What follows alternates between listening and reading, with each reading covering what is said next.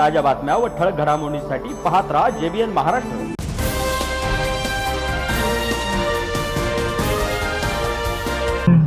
काय सांगणार विधान परिषदेची निवडणुकीमध्ये कुठेतरी या ठिकाणी बंडखोरांची जास्त ताकद पाहायला मिळते आहे। नाशिक असेल, जळगाव असेल, या ठिकाणी मोठ्या प्रमाणात युतीमध्येच बंडखोरी केल्याचा प्रकार पाहायला मिळतो आहे। आपण कसं बघतात या प्रकाराकडे?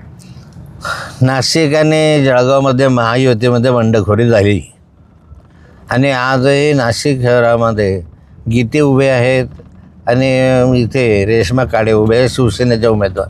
दोघे ठिकाणी शिवसेनेचे उमेदवार उभे आहे आणि भाजपच्या उमेदवाराच्या विरुद्ध त्यांनी बंड केलेलं आहे। आता या ठिकाणी पाहिलं तर गिरीश महाजनांचे प्रभाव क्षेत्र आहे। या प्रभाव क्षेत्रामध्ये संकटमोचक म्हणून म्हणवणारे गिरीश महाजन अपयशी ठरले। त्यांना बाकी या ठिकाणी आपल्याच प्रभाव क्षेत्रामध्ये जी बंडखोरी आहे ती कमी करता आली नाही किंवा मिटवता आली नाही किंवा त्यांना बसवता आलं नाही।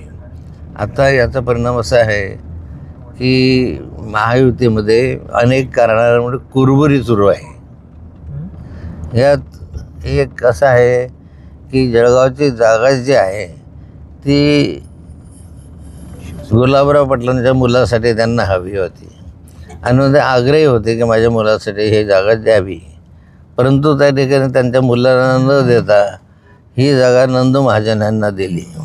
आता एवढ्या गुलाबराव पाटीलांनी नाराजी व्यक्त केली, तसे शिवसैनिकांनी नाराजी व्यक्त केली।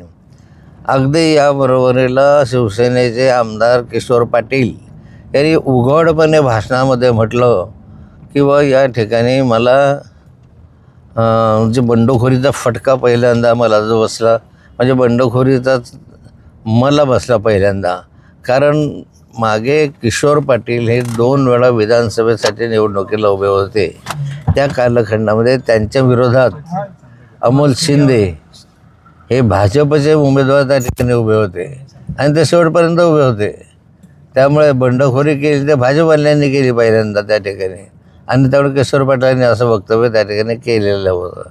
आता आज जर पाहिलं आपण जळगाव जिल्ह्याचं चित्र, तर या ठिकाणी शिवसेना आणि भाजप यांच्यामध्ये तशी दरी वाढलेली आहे, पण तरी याचा अजून वेळ आहे। रेश्मा काळे यांना आपला उमेदवार मागे घेता येईल की काय याबद्दल उत्सुकता आहे। याचा फायदा कुणाला होईल? या सगळ्या एकंदरीत चौरंगी लढत पाहायला मिळते आहे। नंदू महाजनांवर याचा काही परिणाम होईल का? तर पाय चौरंगी असो का तिरंगी असो याचा फायदा किंवा तोटा असा नाही। नंदू महाजनची बाजू आज मजबूत आहे, कारण भाजप युती म्हटली महायुती, तर महायुतीच्या बऱ्यापैकी मतं नंदू महाजनला मिळतील आणि महायुतीच्या मतांवरच नंदू महाजन निवडून येतील। आता या ठिकाणी जे बंडखोर उमेदवार उभे आहे, आता हा बाजार आहे विधान परिषदेचा आहे। या बाजारामध्ये आपण ज्याला काय म्हणतो की खरेदी विक्री चालू आहे सध्या, पण अजून भाव फुटले नाही अशातली स्थिती जळगावची आहे। मग त्याच्यामध्ये जो जास्त पैसे देईल त्याला मतदान करतात असा आजवरचा अनुभव आहे, पण आता मग बघूया पुढे काय होतं। या जो वाद जो चाललेला आहे शिंदे सेनेचा, तर आगामी काळात त्याची परिस्थिती काय राहू शकते?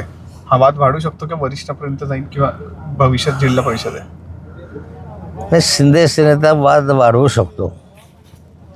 ज्यावेळेस स्थानिक स्वराज्य संस्थांच्या निवडणुका लागतील आणि तिकीट वाटप होईल, तर आपल्याच माणसाला तिकीट मिळायला पाहिजे हा आग्रह प्रत्येक कार्यकर्त्याचा राहील, कारण त्याच्यासाठी ही स्थानिक स्वराज्य संस्थेची निवडणूक महत्त्वाची आहे। त्याला काही विधानसभेत रस नसतो, काही लोकसभेत रस नसतो, त्याला पंचायत समिती, जिल्हा परिषद, नगरपालिका याच्यामध्ये रस असतो। त्यामुळे जर याच्यामध्ये एकत्र लढले आणि चांगल्या रीतीने लढले तर उपयोग आहे, नाहीतर विभाजन झालं तर त्याचा फायदा नाही आहे, फटका बसला।